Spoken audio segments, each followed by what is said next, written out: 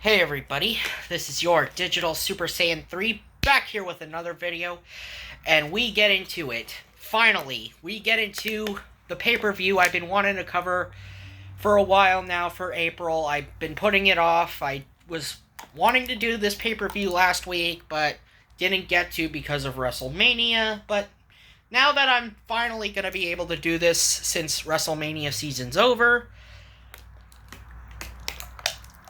I'm finally going to tap into this show. And this show will be turning 25 this year. And during the month of April, it's going to be celebrating its 25th anniversary. And that would be WWF Unforgiven 1998. Took place on April 26, 1998 in Greensboro, North Carolina at the Greensboro Coliseum. So yeah, we're in Flair country, but it's a WWF show. This is in the same arena where the original Starrcade took place, in Starrcade 83.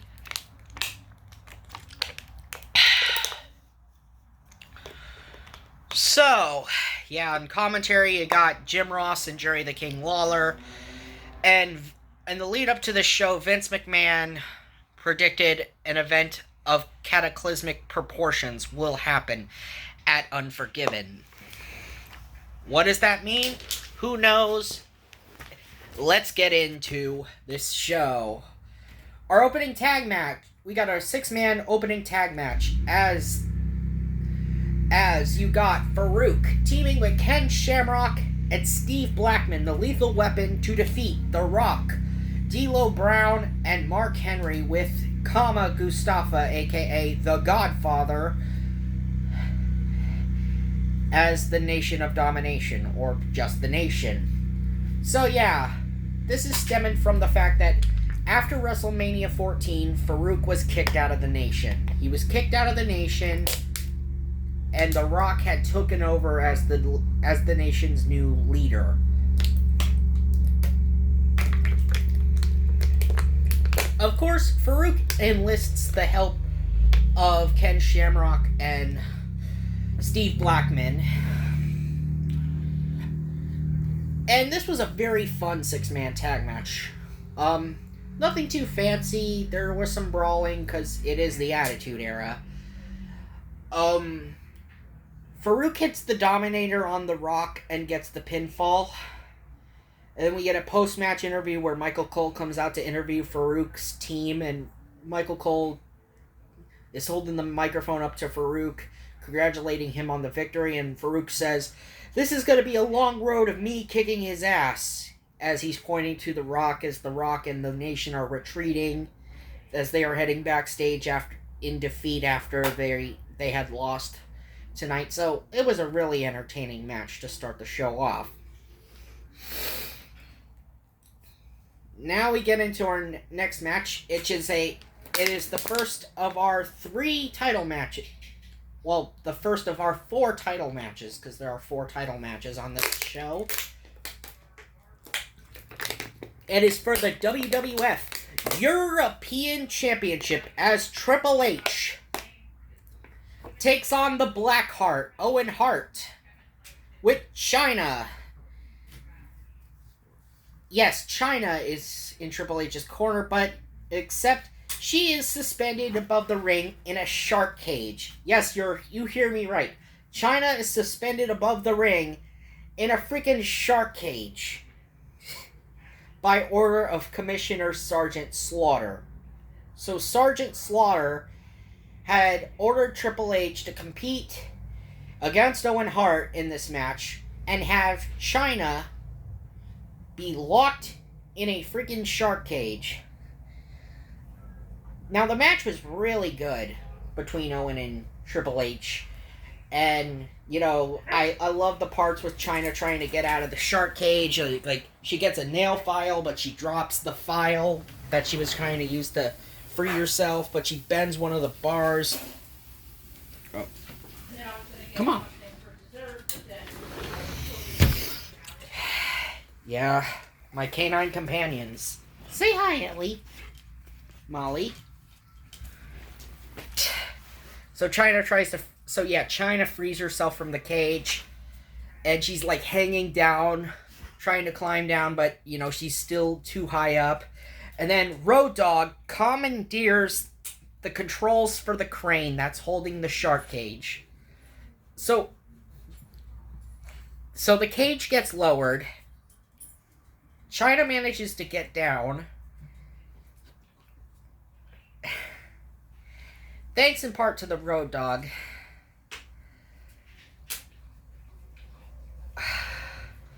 Of course, China does get involved. And Slaughter and a bunch of referees try to restrain China, and they try to figure out what had happened.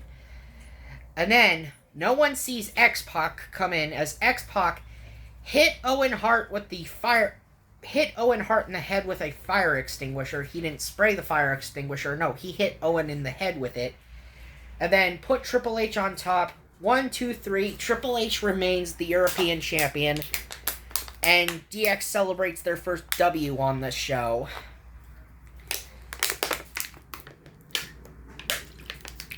And then Michael Cole comes out to interview Owen Hart. And Owen Hart says, "I had enough of this bullshit. Enough is enough. Time for a change."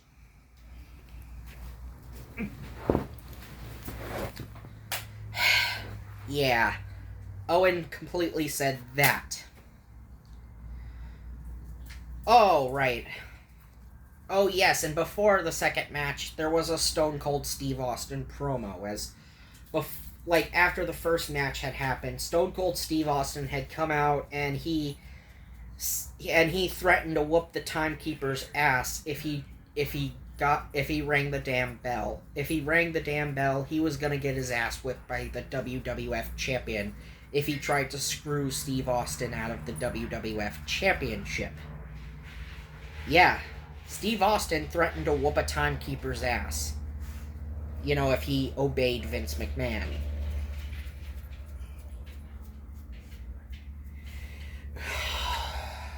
So next up, we get our third match in our second of 4 title matches.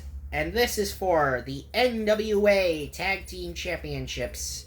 That's right, it's the NWA Tag Team Championship match. As you got, before the match starts, Jim Cornette announcing the new Midnight Express. Not the old Midnight Express, this is the new iteration of the Midnight Express. Consisting of Hardcore Holly, or Bob Holly, formerly known as Sparky Plug Bob Holly, and Bart Gunn, formerly known as Bart Gunn of the Smoking Guns, formerly part of the Smoking Guns with Billy Gunn. Yeah, so Bombastic Bob and Bodacious Bart, or was it Bombastic Bart and Bodacious Bob?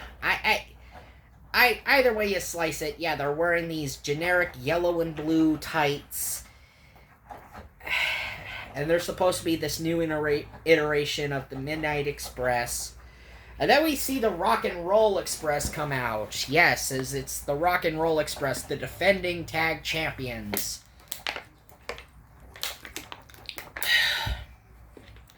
This would have been great if it was 1983 or 84. But this was 1998. Just a completely irrelevant time for Midnight and Rock and Roll to go at it. Or the new Midnight Express and Rock and Roll Express to go at it. And the Rock and Roll Express, why were they still wrestling? That's the question. Why the heck were they still wrestling in 1998? Heck, why were they even still wrestling during the 2010s? Why were they still wrestling now is beyond me. So, yeah, no one cared for this match because no one gave a crap about the NWA, because the NWA was a dead organization. And who really gave a shit about Jim Cornette's NWA stable, because it was doomed from the very freaking beginning. From the very freaking beginning, it was doomed to fail. And the new Midnight Express took the W, as they are the new NWA Tag Team Champions. Cut to backstage, and we have a promo from Luna Vashon and the artist formerly known as Goldust. Yes, that's right. Dustin Rhodes, a.k.a. Goldust, or the artist formerly known as Goldust. Yeah, as he's accompanying Luna, and Luna's talking about how she's going to rip all of the clothes off of Sable's body. And we get into our next match, and this is the worst match on this show. It's an evening gown match, where you have Luna Vashon defeating Sable in an evening gown match. As Sable is getting every bit of her evening gown ripped from piece by piece by piece. And the last part of her evening gown gets ripped off after she gets distracted when Mark Marrow stands on the ring apron, distracting her. But then Sable attacks Luna, hits a Sable bomb, and then starts ripping the evening gown off of Luna, and even ripped off Luna's bra and panties in the process. Luna hid under the ring until Goldust gave her his robe. So Luna and Goldust retreat. So even though Sable lost the match, she still looked good in defeat. Wow. Wow. So even in defeat, somehow Sable still manages to rise above it. Yep. And now we get a Vince McMahon promo as the Stooges are coming out with him. And Vince is talking about, I was born in North Carolina, in this part of North Carolina. I'm a native North Carolinian like all of you. I don't know if this is true or if this is false by Vince, but whatever the reason, yes. The crowd were booing the hell out of him, and Vince was talking about this catastrophic event that's supposedly going to happen. Moving on, we got the WWF Tag Team Championships as the New Age Outlaws defeat the LOD 2000, Hawk and Animal with Sunny. That's right. So you got the New Age Outlaws representing DX taking on the LOD 2000, Hawk and Animal, with this new look and new music, and Sunny managing them. 1998 was not too kind to the Road Warriors. Now, the match wasn't terrible. I mean, it ends when Road Dogg gets German suplexed by Animal, and it's into a German suplex-like pin. However, the referee did not see Road Dogg's shoulders pinned to the mat. No, he only saw Animal's shoulders being pinned. Thus, the New Age Outlaws are still your WWF Tag Team Champions. And then, of course, the referee gets assaulted by the LOD 2000 and hit with a Doomsday device. Because the LOD 2000 are such sore losers. So, next to the entranceway of the set, next to the set of the show and entranceway, on the right-hand side is a stage setup. And what is it set up for? A Jeff Jarrett concert. Yes, that's right. Double J, Jeff Jarrett performs with the country band of the 90s. I forgot what their names are. I don't follow country music, so if you know the name of the group that Jeff Jarrett performed with at Unforgiven 98, let me know in the comment section below. But, yeah, Jeff Jarrett played a concert with these guys. And then it gets interrupted by Steve Blackman, who was at odds with Jarrett for weeks. And he attacked Jarrett after the performance, and They end up brawling, only for Jarrett to get the upper hand on Blackman, putting him in the figure 4 leg lock. After knocking him out with the guitar. After hitting him with the guitar.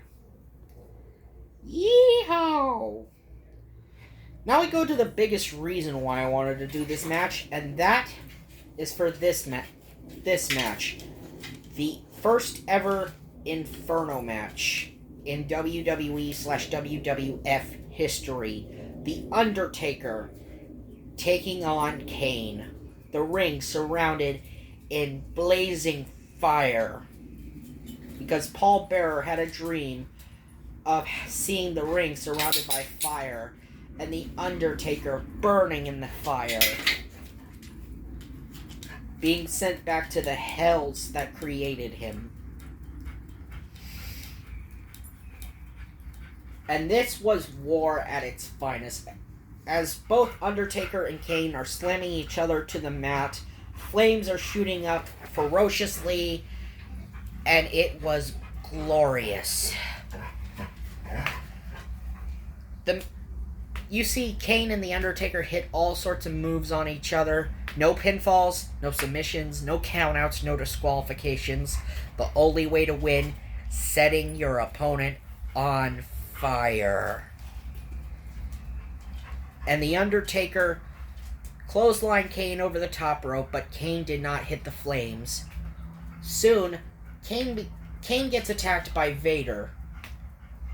And then The Undertaker suicide dives, taking out both Kane and Vader, only for Undertaker to lock eyes with Paul Bearer and chases Paul Bearer near the concert area where Jeff Jarrett held his concert, and he hit Paul Bearer in the forehead with the microphone stand. Undertaker used the microphone stand to bust open Paul Bearer, and Paul Bearer is a bloody freaking heap. Then, he and Kane get into it one last time for one last scrap, or one last brawl, only for Undertaker to knock Kane right into the fire as Kane's arm catches on fire from the flames. And thus, The Undertaker was named the winner in the first ever Inferno match. This was not only brutal, but incredibly horrific. And it was in a good way. This was what an Inferno match should be. You set your opponent on fire, the ring surrounded by fire, no pinfalls, no countouts, no disqualifications. It's just glorious.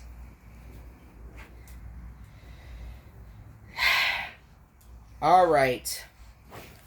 So what can follow that up? Well, none other than the WWF Championship match, of course. As the champion, Stone Cold Steve Austin defends against Dude Love, Vince McMahon's hand-chosen opponent for Austin, being the one who interrupted Austin and McMahon's tease at facing each other on Raw, and Austin being one-handed. So you got the corporate crony of Dude Love doing what he can to take the WWF Championship from Austin. And this was a really good match between Austin and Dude Love. Probably the match of the night. And following that would be the Inferno match. But yeah, this was the match everyone was looking forward to. We were here for it. Molly. The match ends when Dude Love was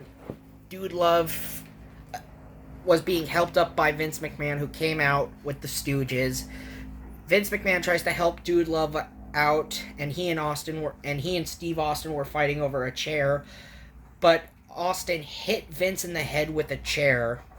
Vince got hit in the head with a chair, and this was the first time Vince ever took a chair shot to the head. Damn. And then Austin still had used the referee's hand to count a 1, 2, 3, and he retained the WWF Championship from Dude Love. However, when Patterson and Briscoe came back out with EMTs, they'd have the referee. They have the officials reverse the decision of disqualifying Austin for hitting a WWF official in the head, and that being Vince McMahon, because he hit Vince McMahon in the head with a chair, and EMTs are having to wheel Vince out, and that's pretty much the end of the show. So that was Unforgiven 1998. Final thoughts? Well, for a first show for this pay-per-view, it was incredible. To believe that the very first Unforgiven event was actually an April show, it was still amazing, though, nonetheless. Anyway, next time I will see you guys in May for Extreme Rules 2013. See ya!